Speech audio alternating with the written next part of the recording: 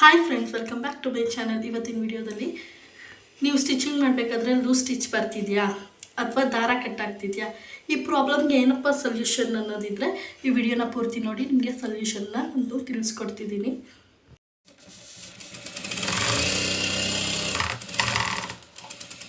ನೀವು ಸ್ಟಿಚ್ ಮಾಡಬೇಕಾದ್ರೂ ಇದೇ ಥರ ಪ್ರಾಬ್ಲಮ್ ಬರ್ತಿದೆಯಾ, ಹಾಗಾದರೆ ಏನಪ್ಪ ಇದಕ್ಕೆ ಪ್ರಾಬ್ಲಮ್ ಅನ್ನೋದನ್ನು ನಾನು ತಿಳಿಸ್ಕೊಡ್ತಿದ್ದೀನಿ. ಬನ್ನಿ ನೋಡಿ, ನಾನು ಒಂದು ವೇಸ್ಟ್ ಬಟ್ಟೆಗೆ ಸ್ಟಿಚ್ ಮಾಡಿದ್ದೀನಿ ನೋಡಿ. ಇದು ಫ್ರಂಟು, ಓಕೆನಾ. ಫ್ರಂಟ್ ನೋಡಿ ಏನು ಸಕ್ಕದಾಗಿ ಬಂದಿದೆ ಫಿನಿಶಿಂಗು, ನಿಮಗೆ ಗೊತ್ತಾಗ್ತಿರ್ಬೋದು. ಸ್ಟಿಚ್ಚು ನೀಟಾಗಿ ಬಿದ್ದಿದೆ. ಅದೇ ನಾವು ಇವಾಗ ಬ್ಯಾಕ್ ಸೈಡನ್ನ ತೋರಿಸ್ತಿದ್ದೀನಿ ನೋಡಿ. ಬ್ಯಾಕ್ ಸೈಡು ಈ ರೀತಿ ಲೂಸ್ ಸ್ಟಿಚ್ಚು, ಅಂದರೆ ಸ್ಟಿಚ್ಚೇ ಬಿದ್ದಿಲ್ಲ, ಸ್ಕಿಪ್ಪು ಸ್ಟಿಚಸ್ ಆಗಿದೆ. ನೀವು ಯಾವಾಗಲೇ ಆಗಲಿ ಸ್ಟಿಚ್ ಮಾಡಬೇಕಾದ್ರೆ ಪ್ರಾಬ್ಲಮ್ ಫ್ರಂಟಲ್ಲಿ ಬರ್ತಿದೆಯಾ ಅಂದರೆ ನಾವು ಈ ರೀತಿ ಹೊಲಿಯೋದು ಅಂದಾಗ ಇದು ಫ್ರಂಟು, ಇದು ಬ್ಯಾಕು. ನೀವು ಯಾವಾಗಲೇ ಆಗಲಿ ಫಸ್ಟ್ ನೋಡ್ಕೋಬೇಕಾಗಿರೋದು ಪ್ರಾಬ್ಲಮ್ಮು ಫ್ರಂಟಲ್ಲಿ ಬರ್ತಿದೆಯಾ ಬ್ಯಾಕಲ್ಲಿ ಬರ್ತಿದೆಯಾ ಅದನ್ನು ನೋಡ್ಕೋಬೇಕು. ಇದರಲ್ಲಿ ನನಗೆ ಬ್ಯಾಕ್ ಸೈಡ್ ಪ್ರಾಬ್ಲಮ್ ಬರ್ತಿದೆ. ಹಾಗಾಗಿ ಬ್ಯಾಕ್ ಸೈಡ್ ಪ್ರಾಬ್ಲಮ್ ಬರ್ತಿರೋದು ಯಾಕಪ್ಪ ಅಂತಂದರೆ ನೋಡಿ, ಇದು ಬಾಬಿನ್ ಕೇಸ್, ಗೊತ್ತಾಯ್ತಾ.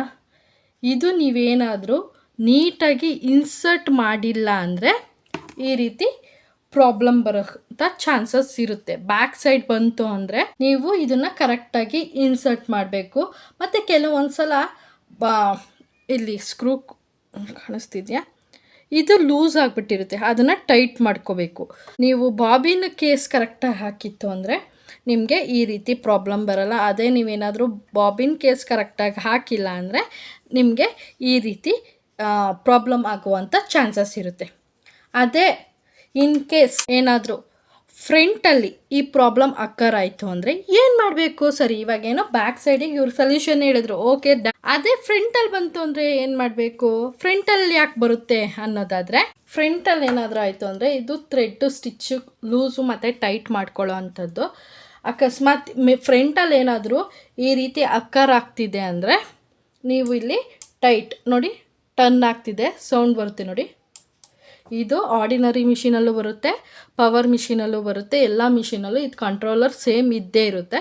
ಇದನ್ನು ನೀವು ಟೈಟು ಸಹ ಮಾಡ್ಕೋಬೋದು, ಇಲ್ಲ ಲೂಸು ಸಹ ಮಾಡ್ಕೋಬೋದು.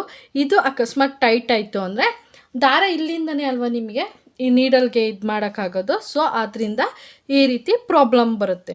ಫ್ರಂಟಲ್ಲಿ ಇದನ್ನು ನಾನು ಕರೆಕ್ಟಾಗಿ ಮಾಡಿದ್ದೀನಿ, ಕೆಳಗಡೆ ಬಾಬಿನ್ ಕೇಸು ಸಹ ನಾನು ಕರೆಕ್ಟಾಗಿ ಹಾಕಿದ್ದೀನಿ. ಹಂಗಿದ್ರೆ ಈ ಪ್ರಾಬ್ಲಮ್ ಯಾಕಪ್ಪ ಬರ್ತಿದೆ ಅಂತಂದರೆ ಮಿಷಿನ್ನ ನೀವು ಯಾವಾಗಲೇ ಆಗಲಿ ಕ್ಲೀನಾಗಿ ಮೇಂಟೈನ್ ಮಾಡಬೇಕು. ಮೇಲ್ಗಡೆ ಇವಾಗ ನೋಡಿ, ಇವಾಗ ಎಕ್ಸಾಂಪಲ್ಗೆ ತೋರಿಸ್ತಿದ್ದೀನಿ ನೋಡಿ. ಇವಾಗ ಮೇಲ್ಗಡೆ ಫುಲ್ ನೀಟಾಗಿದೆ. ಅದೇ ನೀವು ಕೆಳಗಡೆ ನೋಡಿ, ಇಲ್ಲಿ ಬಾಬಿನ್ ಕೇಸ್ ಹಾಕುವಂಥ ಜಾಗ, ಓಕೆನಾ. ಇದು ನಾನು ಥ್ರೆಡ್ಡು ಒಂದು ನಿಮಿಷ ತೆಗೆದ್ಬಿಡ್ತೀನಿ ರೀ. ಇಲ್ಲಿ ನೋಡಿ, ಇಲ್ಲಿ ಬಾಬಿನ್ ಕೇಸ್ ಹಾಕುವಂಥ ಜಾಗ ಇಲ್ಲಿ ನೋಡಿ, ಒಂದು ನಿಮಿಷ ನಾನು ನೋಡಿ, ಈ ಥರ ಬಟ್ಟೆದು ಡಸ್ಟು ಸಹ ಸೇರ್ಕೊಂಬಿಟ್ಟಿರುತ್ತೆ. ನಾವೇನು ಮಾಡ್ತೀವಿ, ಮೇಲ್ಗಡೆ ಮಿಷಿನ್ ಕ್ಲೀನಾಗಿದೆಯಲ್ಲ, ಸೊ ಏನು ತೊಂದರೆ ಇಲ್ಲ ಅಂತ ಅಂದ್ಕೊತೀವಿ.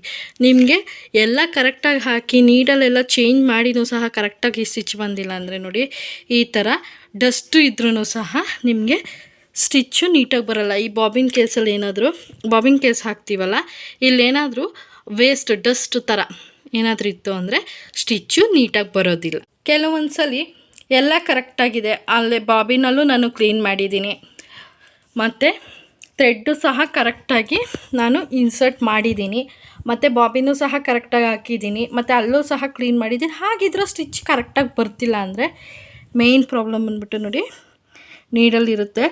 ರೆಗ್ಯುಲರಾಗಿ ಯೂಸ್ ಮಾಡ್ತಿರೋದ್ರಿಂದ ಪಾಯಿಂಟ್ ಹೋಗಿರುವಂಥ ಚಾನ್ಸಸ್ ಇರುತ್ತೆ. ಹಾಗಾಗಿ ಥ್ರೆಡ್ಡು ಸ್ಕಿಪ್ ಆಗಿ ಬರ್ತಿರುತ್ತೆ. ಹಾಗಾಗಿ ಯಾವಾಗಲೂ ರೆಗ್ಯುಲರಾಗಿ ಮಂತಿಗೆ 2 ಟೈಮ್ಸ್ ಆದ್ರೂ ನೀಡಲ್ನ ಚೇಂಜ್ ಮಾಡಿ.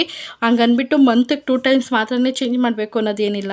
ಇವಾಗ ಏನಾದರೂ ಗ್ರ್ಯಾಂಡ್ ಎಂಬ್ರಾಯ್ಡ್ರಿ ಡ್ರೆಸ್ಸಸ್ ನೀವೇನಾದರೂ ಸ್ಟಿಚ್ ಮಾಡ್ತಿದ್ದೀರಾ ಅಂತ ಅಂದರೆ ಅದು ಸ್ಟಿಚ್ ಮಾಡಿದಾಗಿದ ತಕ್ಷಣವೇ ನೀಡಲ್ ಚೇಂಜ್ ಮಾಡಿದ್ರೆ ತುಂಬ ಒಳ್ಳೆಯದು. ಯಾಕಪ್ಪ ಅಂತಂದರೆ ಎಂಬ್ರಾಯ್ಡ್ರಿ ಡ್ರೆಸ್ಸಸ್ ಎಲ್ಲ ಮಣಿ ಸಣ್ಣ ಸಣ್ಣ ಮಣಿಗಳಿರ್ತವೆ, ಅದು ಮಧ್ಯಕ್ಕೆ ಟಚ್ಚಾಗಿ ಪಾಯಿಂಟ್ ಹೋಗ್ಬಿಟ್ಟಿರುತ್ತೆ.